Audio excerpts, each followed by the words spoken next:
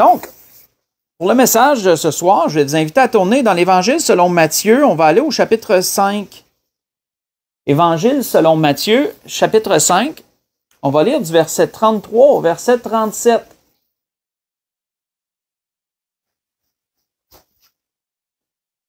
Sujet, je dirais, qui, somme toute, simple, mais que parfois on a besoin d'entendre. On a besoin d'entendre.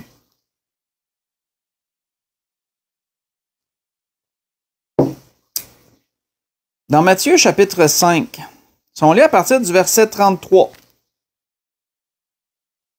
on voit que dans ces enseignements, comme vous voyez dans Matthieu 5, on sait qu'on est dans les enseignements du Sermon sur la montagne, comme on l'appelle, qui est dans les premiers grands enseignements du Seigneur, où le Seigneur reprenait beaucoup de portions de la loi et comment je pourrais dire, le mettait au goût du jour. Ça, c'est une façon de parler, là, pour dire qu'il remettait les pendules à l'heure, remettait les choses au clair concernant des portions de la loi qui étaient mal compris ou autres.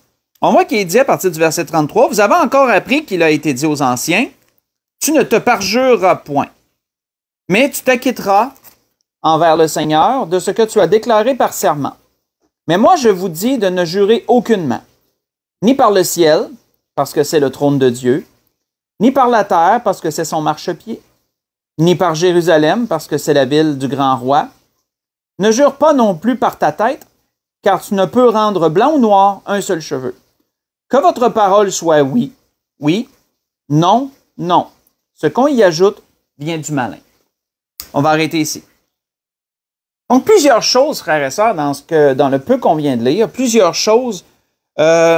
Premièrement, on voit que le Seigneur, comme je l'ai mentionné, s'occupe ici de redresser un préjugé, de redresser des préjugés, des choses que les gens faisaient, avaient pris l'habitude de faire. Et le Seigneur dit non. Là, à partir de maintenant, voici ce que je vous dis par rapport à ces choses-là. On voit que, premièrement, le Seigneur parle ici des engagements. Hein, se parjurer, c'est d'aller contre quelque chose que tu as juré, comme on a lu au début. Tu ne te parjureras point. Ça, c'est un commandement qui est dans Lévitique 19, verset 12. Hein, si tu fais un serment, si tu fais un engagement, parce que c'est un peu ce que ça concerne ici, tu fais un serment, tu as un engagement, tu t'engages à quelque chose, ben, dans Lévitique, il est dit que tu peux jurer sur le nom de l'Éternel, puis que tu ne dois pas te parjurer dans ces choses-là. Mais on voit que d'après la compréhension qu'on peut tirer de ce que le Seigneur dit, on voit que c'était devenu une façon d'agir, je dirais, de la part de beaucoup, lorsqu'il disait oui à quelque chose, lorsqu'il s'engageait, ben de jurer pour démontrer le poids de l'engagement, si je peux dire ça comme ça. Et c'est pour ça que le Seigneur a dit, vous avez vu qui est écrit, tu ne te parjureras point, si tu vas t'acquitter de ce qui est déclaré par serment, ça c'est dans Lévitique 19, verset 12, je le répète. Mais le Seigneur dit, moi je vous dis, hein, là le Seigneur, autrement dit, reprend les choses, et il dit, moi je vous dis d'arrêter de jurer. D'arrêter de jurer par la ville sainte, de jurer par Dieu, de jurer par la ville sainte, de jurer sur même ta propre tête, ou peu importe. Seigneur dit, ta parole devrait être simplement oui, si tu dis oui, et non, si tu dis non. Ça devrait être simplement ça. Tu ne devrais pas avoir besoin d'ajouter un poids à ton approbation ou un poids à ta désapprobation, comme si ta parole n'était pas suffisante. Donc, le Seigneur dit, tout ce que tu ajoutes par-dessus ton oui ou ton non, ça vient du diable. Ça vient du malin. Donc, le Seigneur amenait à une grande simplicité par rapport à ça. Et cette parole du Seigneur avait touché, entre autres, Jacques, parce que Jacques la reprend pas mal dans les mêmes termes que le Seigneur. Voici ce que Jacques dit. « Avant toute chose, mes frères, ne jurez ni par le ciel, ni par la terre, ni par aucun autre serment. Mais que votre oui soit oui et que votre non soit non, afin que vous ne tombiez pas sous le jugement. » Voyez ça dans Jacques chapitre 5, verset 12.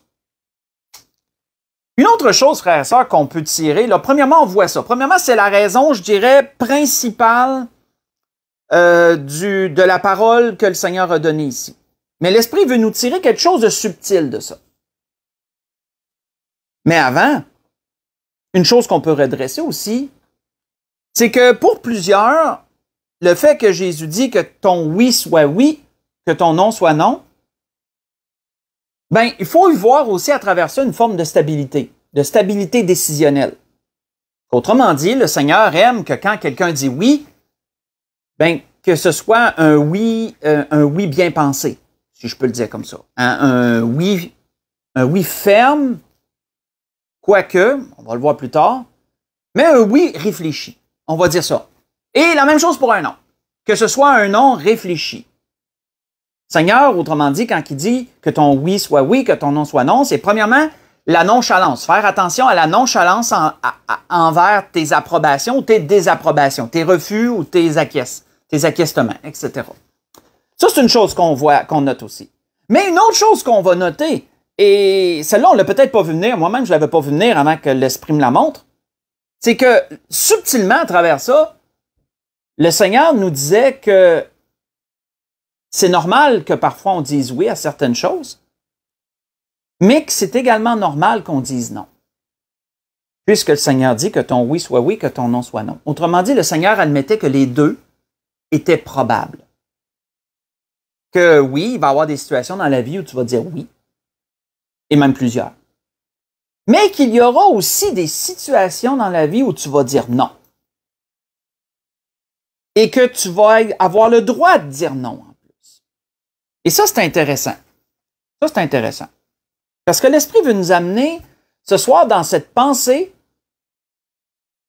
qui est normale de dire non.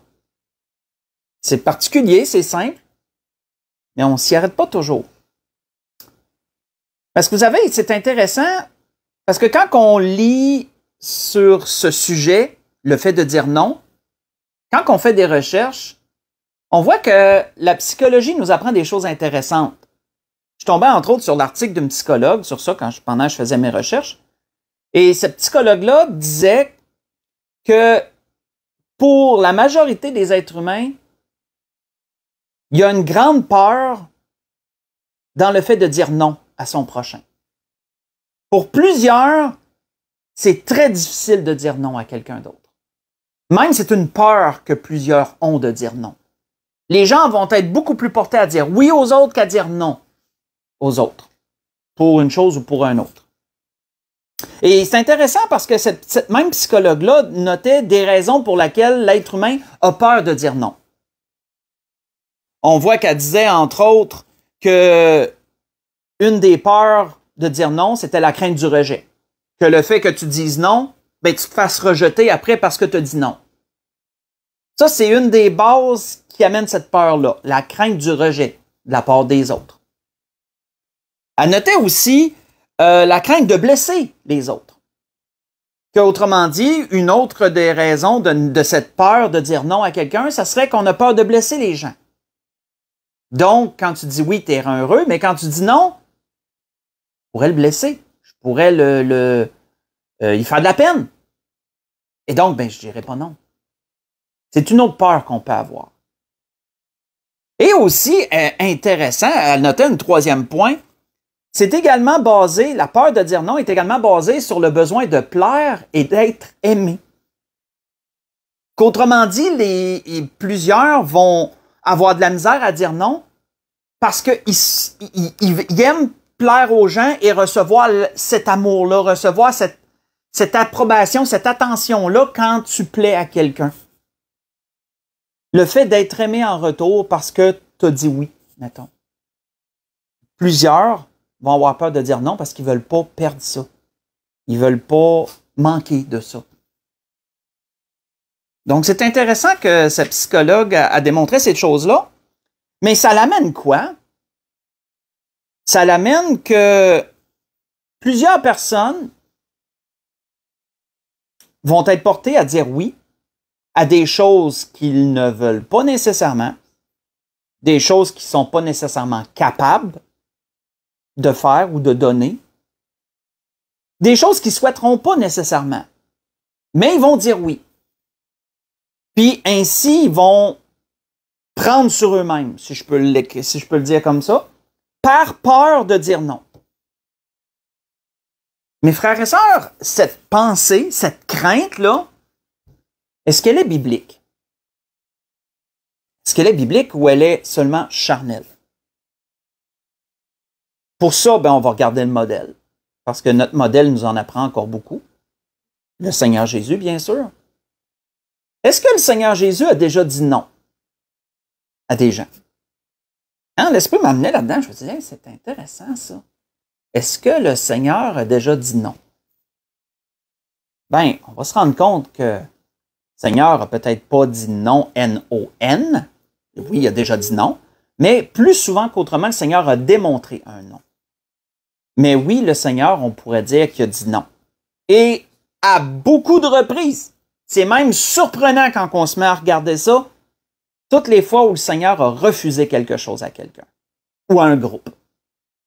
On va aller voir ça. Dans Marc chapitre 1, vous voulez tourner avec moi dans Marc chapitre 1, on va voir des exemples où le Seigneur a dit non, où le Seigneur a refusé des choses. Et sur beaucoup de sujets différents. Donc, c'est intéressant. Parce qu'on pourrait être porté à croire que le Seigneur était un yes man, que le Seigneur était quelqu'un qui disait oui à tout. Mais c'est de ne pas connaître le Seigneur que de penser ça. Parce que quand on regarde les agissements du Seigneur, on va se rendre compte que oui, le Seigneur disait oui, mais que oui, le Seigneur disait non aussi. Le Seigneur refusait des choses aussi. Il ne faisait pas juste approuver des choses. Il en refusait. Et plus qu'une. Dans Marc chapitre 1, on va lire à partir du verset 23, on va voir une série d'événements et vous allez voir ce que le Seigneur a fait en bout de ligne par rapport à ça. Dans Marc chapitre 1, si on lit à partir du verset 23, verset 21, on peut commencer au verset 21, ça va être le début.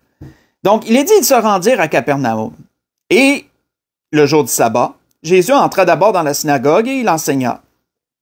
Ils étaient frappés de sa doctrine, car il enseignait comme ayant autorité, et non pas comme les scribes. Il se trouva dans leur synagogue un homme qui avait un esprit impur, et qui s'écria, « Qu'y a-t-il entre nous et toi, Jésus de Nazareth? Es-tu venu pour nous perdre?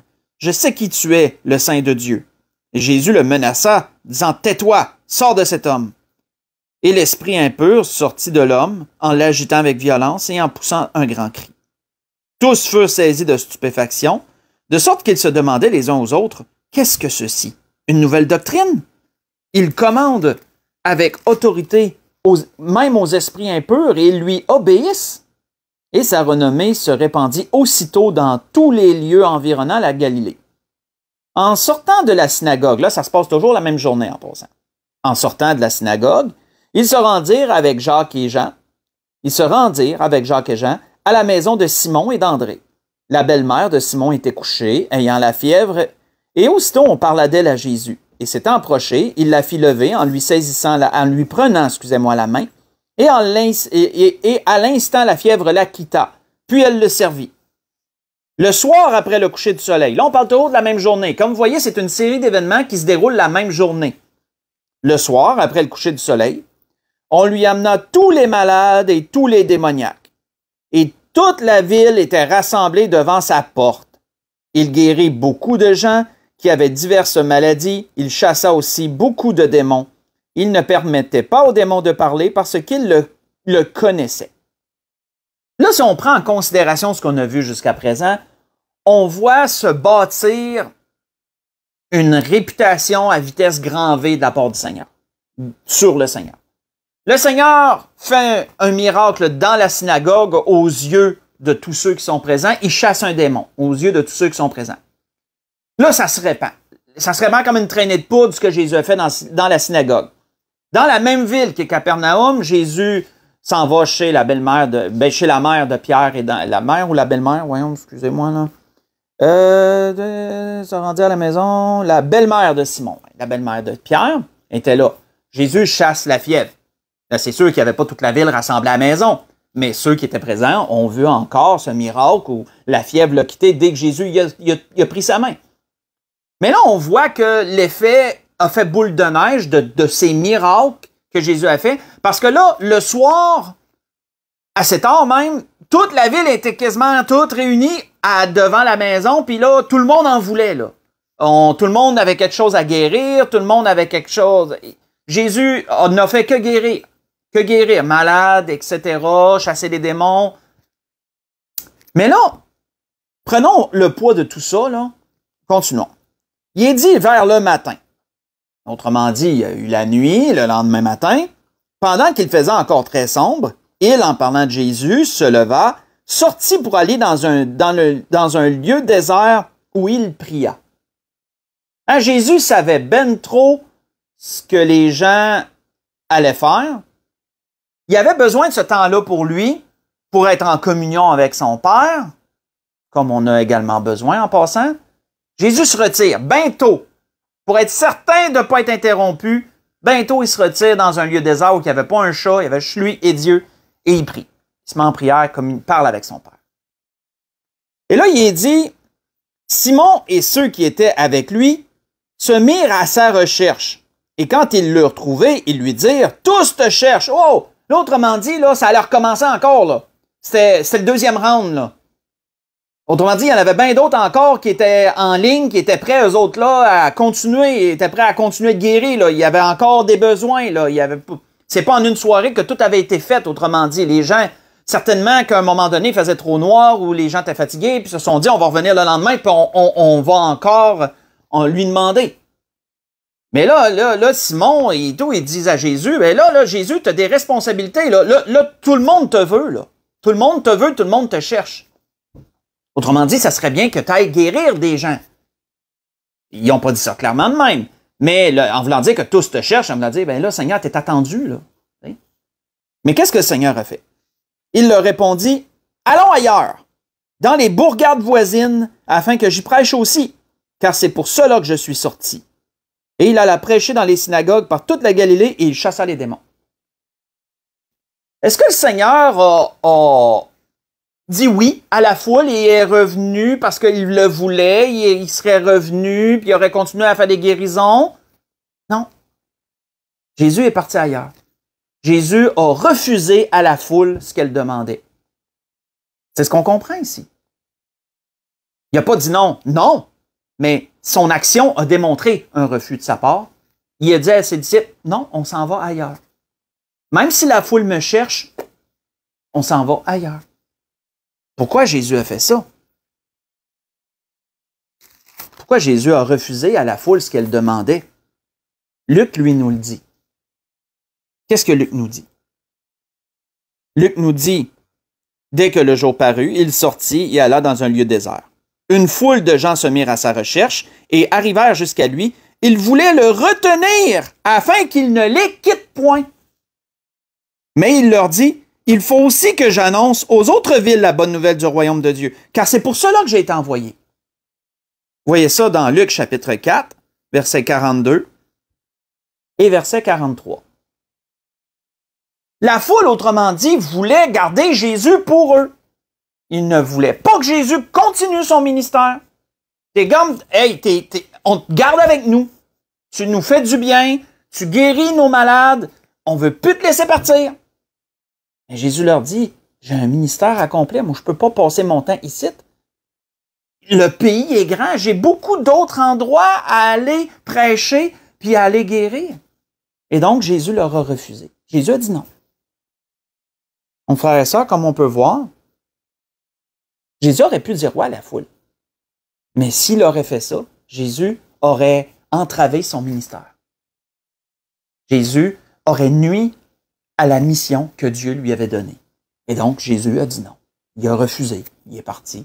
Il a continué à prêcher ailleurs, pas rester juste là. Donc, voyons-nous, c'est intéressant quand on pense à ça, parce que à plusieurs reprises, on peut voir au cours du... On n'ira pas chercher tous les exemples, parce qu'il y en a beaucoup, je vous le dis. Mais on peut voir à d'autres endroits que Jésus a refusé des choses à la foule. Entre autres, si vous voulez, j'ai plusieurs exemples si vous voulez aller les étudier pendant la semaine. Entre autres, dans Jean 6, versets 14 et 15, souvenez-vous quand Jésus a fait la multiplication des pains et des poissons, puis que là, la foule a voulu enlever Jésus pour le faire roi.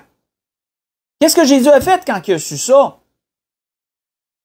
Jésus n'a pas dit, ah ben oui, vous voulez, ah ben je vais vous faire plaisir, ben oui, prenez-moi, puis oui, je vais... Non. Quand Jésus a su ce qu'il voulait, quand Jésus savait ce qu'il voulait faire, il est parti. Il leur a refusé ça. Il a dit non. Jésus a dit non. Pourquoi? Parce qu'il savait que c'était pas son temps. Jésus s'est pas laissé, autrement dit, diriger par la foule. Il a pas laissé à la foule le soin de diriger son ministère. Jésus dirigeait son ministère. La foule voulait une chose et Dieu voulait une autre chose. Et donc, Jésus s'occupait de qui? Il s'occupait-tu de plaire aux hommes ou il s'occupait de plaire à Dieu? Jésus s'occupait de plaire à son Père. Et donc, il savait très bien que la foule voulait ça, mais désolé, c'est non. Il ne peut pas. C'est pas le temps. Donc oui, Jésus a refusé des choses, frères et sœurs, aux gens. Mais pas juste à une foule. Jésus a parfois refusé des choses à certaines personnes. Je veux dire, tout seul, là. Allons voir ça dans Marc chapitre 5. Marc chapitre 5, on va voir un autre exemple. Dans Marc chapitre 5, on va lire à partir du verset 18. Je ne lirai pas tout l'exemple, je vais juste vous le résumer. Un homme démoniaque, il traverse la mer de Galilée, s'en vont dans le pays des Gadaréniens. Et là, un démoniaque vient au-devant d'eux. Il y a une conversation et tout. Le démoniaque est possédé de plusieurs esprits impurs. Il se nomme Légion. Parce qu'il y en a plusieurs, c'est ce que la Bible nous dit. Et là, Jésus chasse Légion. Il chasse la légion de démons qui possède cet homme-là. Et là, cet homme-là se retrouve, après avoir longtemps vécu de façon comme un animal, quasiment. Là, cet homme-là se retrouve enfin habillé et il a toute sa tête. Il a toute sa tête à nouveau. Et là, qu'est-ce qu'il nous est dit à partir du verset 18? Il est dit, ben, comme il montait dans la barque, celui qui avait été démoniaque lui demandait la permission de rester avec lui. Seigneur, tu m'as tellement fait de bien, Seigneur.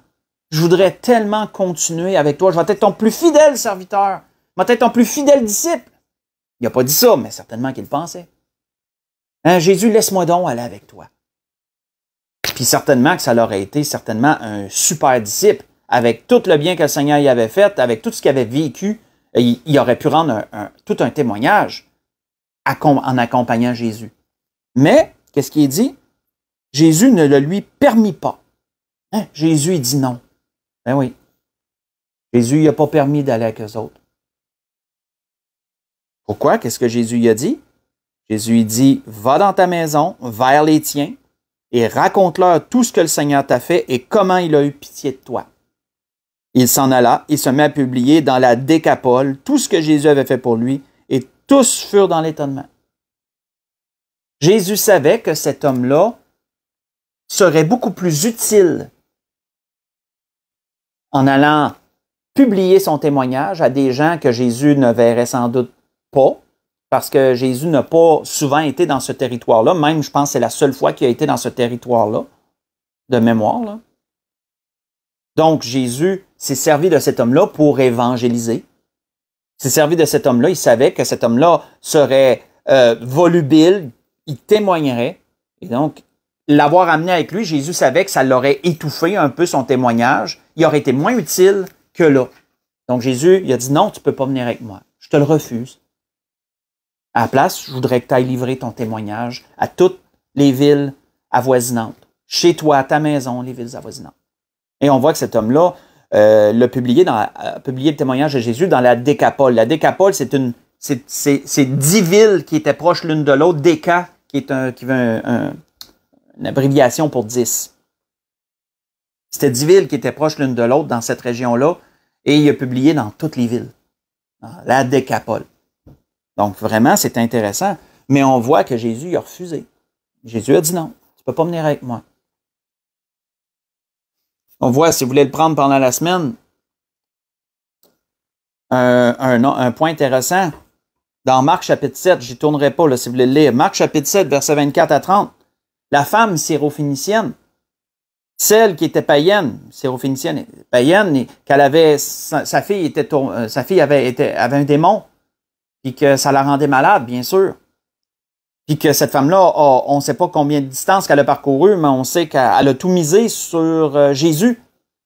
Puis qu'arrivé devant Jésus, Jésus, il a pas dit non, non, mais c'est tout comme. Elle y a demandé, puis il a même pas bordé avec elle. Je veux dire que le Seigneur l'a ignoré. Puis qu'en allant même se jeter en avant de lui, puis en s'agenouillant devant lui pour l'arrêter sur sa route, pour qu'il avoueille. Mais même Jésus lui a dit que c'était pas bien séant ce qu'elle demandait. Parce qu'il était premièrement venu pour les siens, il était premièrement venu pour Israël. Donc Jésus lui a dit non. Et pas seulement une fois. Mais il y a une chose intéressante qu'on voit ici, malgré que le fait que Jésus a dit non, cette femme-là avait tellement la foi que la réponse qu'elle lui a faite est vraiment venue chercher Jésus. Puis dans Marc 7, pourrait voir, Jésus lui a dit, à cause de cette parole, va, ta fille est guérie. À cause de cette parole. Tu sais, autrement dit, là, il n'y en a pas beaucoup dans la Bible qui ont fait changer d'idée Jésus. Mais cette femme-là, à cause de sa foi, elle l'a fait changer d'idée. Jésus avait dit non. Et après ça, voyant sa foi, Jésus a dit oui. Donc, voyons-nous que ça nous enseigne plusieurs choses. C'est que oui, Jésus a dit non à plusieurs personnes. Et on pourrait voir aussi d'autres exemples. Il a dit non à d'autres personnes. Mais Jésus savait aussi, parfois, peser les arguments et même changer d'idée. Même changer d'idée, puis finalement de dire, OK, je te le donne. Comme cette femme-là, parce que Jésus ne pouvait pas ignorer la foi que cette femme-là avait. C'est très particulier, frère, ça, quand on pense à ces choses. Un autre exemple, qu'on pourrait voir aussi, c'est l'exemple de Marthe et Marie.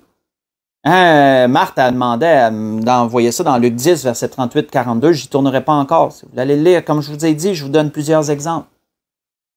Mais que Marthe dise à Jésus, on connaît bien cette portion-là, ça revient souvent. Ça revient souvent. Dis donc à ma sœur de m'aider. Et Marthe est en train de cuisiner, puis elle faisait beaucoup d'efforts pour recevoir les gens, puis que tout soit correct. Et Jésus, il s'est pas dit, ben, je veux pas y faire de la peine. C'est elle qui nous reçoit. Ah, même je suis pas d'accord. OK, Marie, va donc l'aider. Non, pas ça, Jésus a fait. Jésus était pas d'accord avec Marthe. Elle mettait pas ses priorités au bon temps. Elle voulait bien faire, mais ses priorités étaient mal placées. Elle aurait dû venir s'asseoir avec sa sœur puis écouter Jésus. Puis après ça, lorsque Jésus aurait fini d'enseigner, ben là, elle aurait pu aller préparer les choses. Puis il n'y a personne qui en aurait voulu pour quoi que ce soit. Donc, qu'est-ce que Jésus a dit? Jésus a dit non. Jésus a dit non à Marthe. Il n'a pas dit non N-O-N, mais ce que Jésus a dit, c'est que la part de Marie ne lui serait pas ôtée. Ça voulait dire non, ça. Et Marthe, tu t'inquiètes, tu t'agites pour beaucoup de choses. Marie, elle a pris la bonne part, puis ça ne sera pas enlevé. Donc, Jésus a dit non. Donc, on peut voir que c'est... Même si Jésus n'avait pas cette crainte-là, comme un peu la psychologue, ce que je vous ai relevé en introduction, que la psychologue amène que humainement parlant, on a de la misère à déplaire, on a de la misère à dire non, parce qu'on a peur de déplaire. Jésus ne se laissait pas entraver par ça. Jésus ne se laissait pas entraver par ça. Quand Jésus était en désaccord, il refusait, il disait non. Quand Jésus jugeait que c'était pas bien séant ou pas opportun, Jésus disait non. Jésus était capable de dire non, frères et sœurs, pour beaucoup de choses. On voit que des gens, entre autres, à qui Jésus a dit non.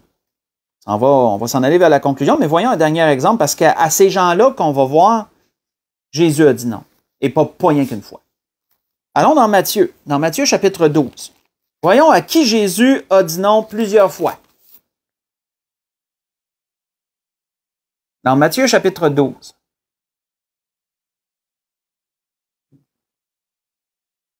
À partir du verset 38. Matthieu chapitre 12, à partir du verset 38. On voit qu'il nous est dit, alors, quelques-uns des scribes, des pharisiens, prirent la parole et dirent, « Maître, nous voudrions te voir faire un miracle. Il leur répondit, une génération méchante et adultère demande un miracle. Il ne lui sera donné d'autre miracle que celui du prophète Jonas. Car de même que Jonas fut 3 jours et 3 nuits dans le ventre d'un grand poisson, de même le Fils de l'homme sera 3 jours et 3 nuits dans le sein de la terre. Les hommes de Ninive se lèveront au jour du jugement avec cette génération et la condamneront, parce qu'ils se repentirent à la prédication de Jonas, et voici, il y a ici plus que Jonas. La reine du Midi se lèvera au jour du jugement avec cette génération et la condamnera, parce qu'elle vint des extrémités de la terre pour entendre la sagesse de Salomon, et voici, il y a ici plus que Salomon. On sait qu'il y en avait qui suivaient Jésus constamment pour essayer de le prendre en défaut. Des gens qui étaient hypocrites, remplis de duplicité, incrédules par-dessus le marché. Ces gens-là, beaucoup de chefs religieux, beaucoup de gens importants, surtout du parti des pharisiens. Il y avait des scribes, des docteurs de la loi dans ça. Et ces gens-là, un jour, demandent à Jésus, « Hey, ça nous tente, fais-nous donc un miracle. » Est-ce que Jésus avait la capacité de le faire? Absolument. Jésus avait la capacité de répondre à leurs désirs. Jésus aurait pu leur dire, « Vous voulez un miracle? Je vais vous en faire un miracle. » Il aurait pu. Il était capable. Mais qu'est-ce que Jésus a fait? Jésus a dit non.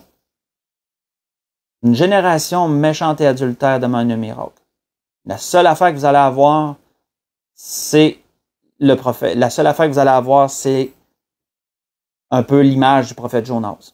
Autrement dit, Jésus parlait de sa mort et de sa résurrection. Il dit, ça va être ça votre miracle. Mais il dit, vous en voulez un là? Je vous dis non, vous n'en aurez pas. Vous n'aurez pas de miracle. Puis Jésus s'est retiré, puis ils n'ont pas demandé ça rien qu'une fois. Hein, pas tellement plus loin, ils ont demandé une autre fois, dans Matthieu 16, versets 1 à 4, si vous voulez le prendre en note. Hein, où ils ont dit à Jésus, on aimerait ça que tu nous montres un signe dans le ciel. Fais-nous voir un signe du ciel.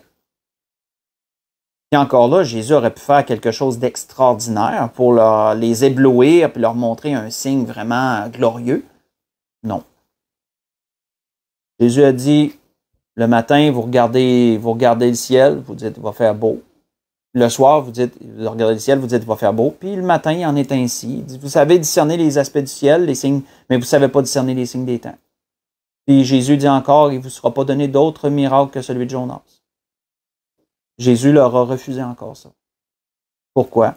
Parce que Jésus savait que ce n'était pas un besoin. Il n'était pas malade de quoi que ce soit. Ce n'était que des hypocrites et des incrédules qui voulaient que Jésus leur montre un miracle. Puis même là, même si Jésus aurait acquiescé, moi, personnellement, je suis certain qu'il aurait demandé d'autres choses encore. Ça ne les aurait même pas convaincus. Il aurait voulu encore plus voir d'autres choses. Donc, Jésus a dit non. Jésus savait que non, on ne répond pas à ça. Il a dit non. Puis ça, Jésus, eux autres, il leur a refusé souvent des choses.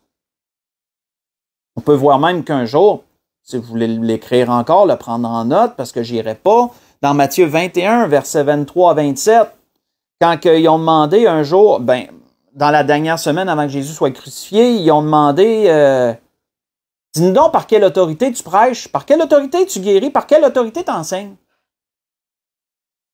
Puis, qu'est-ce que Jésus a répondu à ça? Est-ce que Jésus a dit, ben oui, vous me le demandez, ben oui, je vais vous le dire. Non, Jésus a dit, moi aussi, je vais vous poser une question. Le baptême de Jean, il venait-tu du ciel ou il venait des hommes?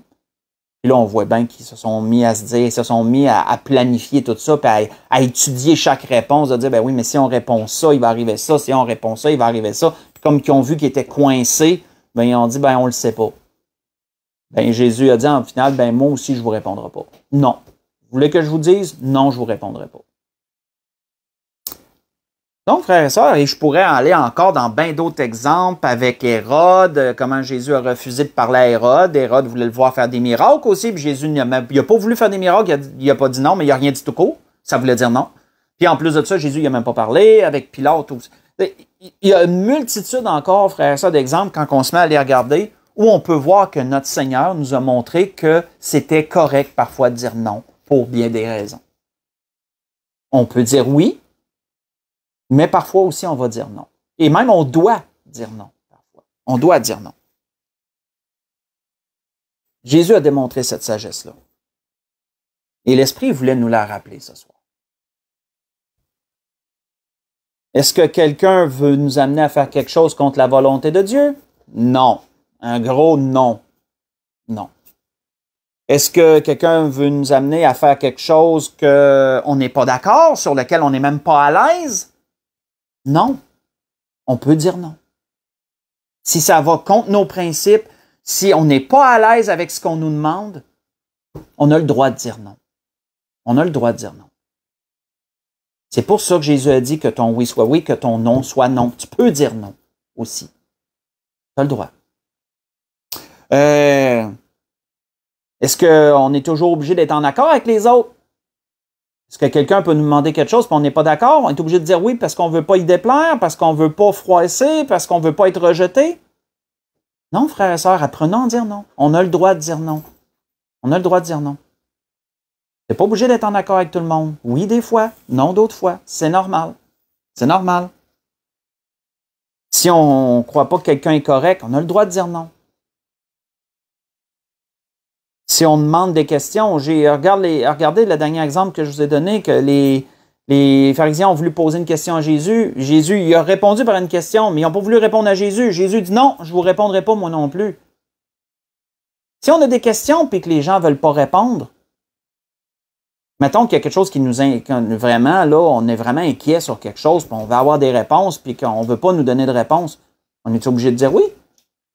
Non. On peut dire non. Et ça va être normal. Tout ça nous apprend, frères et sœurs, qu'on ne doit pas laisser nos peurs nous diriger sur le fait de dire non à quelqu'un, pour peu importe les raisons. On ne doit pas se laisser arrêter par la peur de déplaire ou par la peur du rejet ou par le fait qu'on veut, on veut être approuvé, on veut se nourrir de cet amour-là, du fait que les gens se plaisent quand on dit oui. Faut user de sagesse, frères et sœurs, de discernement. On a le droit de dire non. C'est normal. Comme qu'on peut changer d'idée, il faut être ouvert aussi. Comme le Seigneur avait dit non à la Syrophénicienne, puis elle l'a convaincu. Jésus a dit oui au final. Il faut être ouvert quand même. Il ne faut pas être totalement fermé tout le temps. Il y a des choses que oui, c'est vindicatif, c'est comme ça. Mais d'autres affaires, il faut être ouvert parfois, pas aux suggestions, mais il faut être ouvert aux arguments. Puis parfois, on peut dire non au début, puis on peut peut-être changer d'idée sur quelque chose. Ça peut arriver. Ça peut arriver. Et c'était ce que l'Esprit voulait nous dire ce soir. Comme vous voyez, c'est un sujet qui est simple, mais c'est vrai qu'on a peur de dire non. C'est vrai que c'est mal vu même. Mais, frères et sœurs, parfois on doit dire non parce qu'on désire plaire à Dieu avant de plaire à l'homme. Et là, on ne doit pas avoir peur de dire non. La Bible nous enseigne que celui qu'on doit craindre, c'est pas celui qui peut seulement détruire la chair, puis c'est tout. C'est plutôt celui qui peut prendre l'âme puis l'acheter dans le feu de la géhenne. C'est lui qu'on doit craindre. Hein? C'est ça que la Bible nous dit. Mais parfois, frères et sœurs, on doit dire non pour notre propre bien-être. Parce que ça peut arriver des fois qu'on nous demande des choses puis on ne soit pas en mesure. On serait capable, mais on n'est pas, comment je pourrais dire, prêt. On n'est pas prêt ou on n'est pas... là, je cherche mes mots, là. Mais... on a les aptitudes, mais on n'est pas capable, dans le sens qu'on n'a pas l'énergie. On n'a pas l'énergie, on n'a pas la force, ça se peut, ça.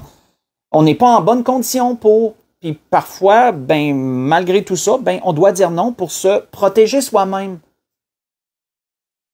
Ceux qui disent toujours oui puis qui ne sont pas capables de dire non, des fois, c'est des gens qui vont faire des burn-out, ça, parce que justement, ils dépensent tellement leur énergie à oui pour lui, oui, jamais de non, qu'à un moment donné, c'est eux autres qui tombent.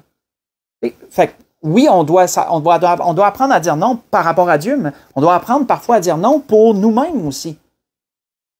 Mais frères et sœurs, il faut prendre en considération qu'il y a oui aussi, il n'y a pas juste non. Hein. Donc, il faut avoir du discernement dans toutes ces choses. Pour conclure, on va aller dans 2 Corinthiens 1. 2 Corinthiens 1, l'apôtre Paul nous parle de son... un peu à travers cette portion de la lettre aux Corinthiens, l'apôtre Paul apporte un point intéressant Il y a quelque chose qui y est arrivé. Et on va conclure là. 2 Corinthiens 1. On va lire verset 15 au verset 20.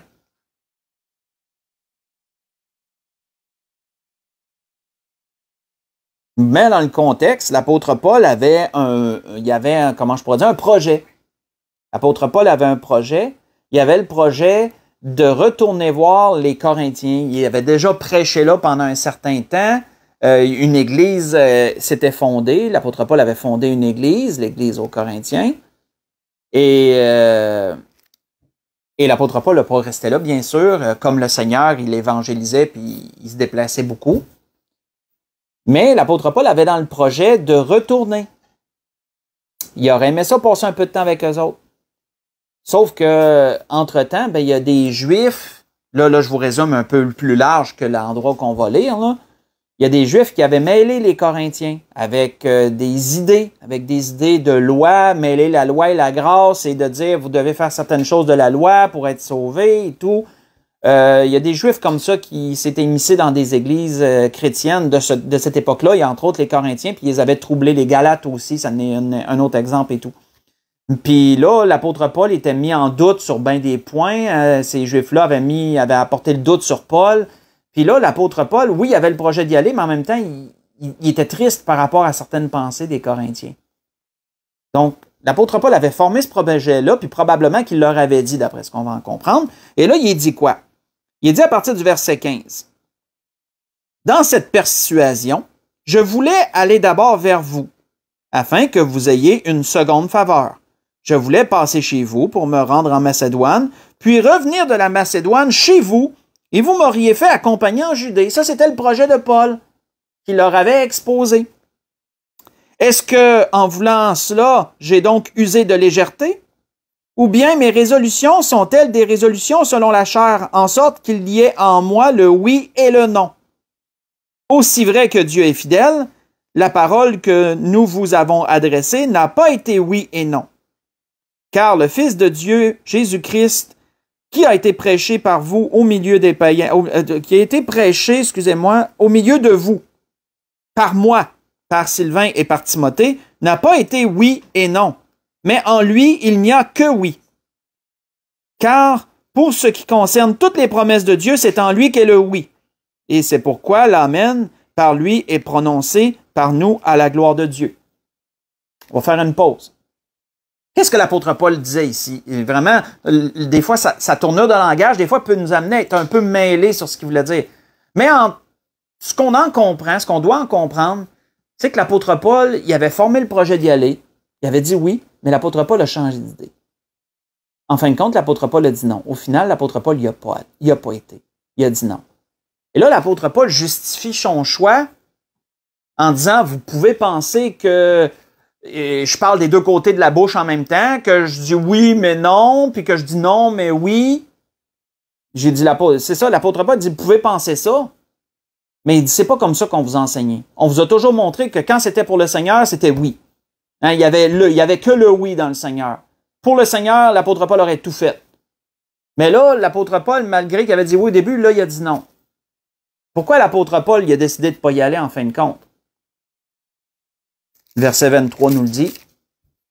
L'apôtre Paul a dit, « Or, je prends Dieu à témoin sur mon âme que c'est pour vous épargner que je ne suis plus allé à Corinthe.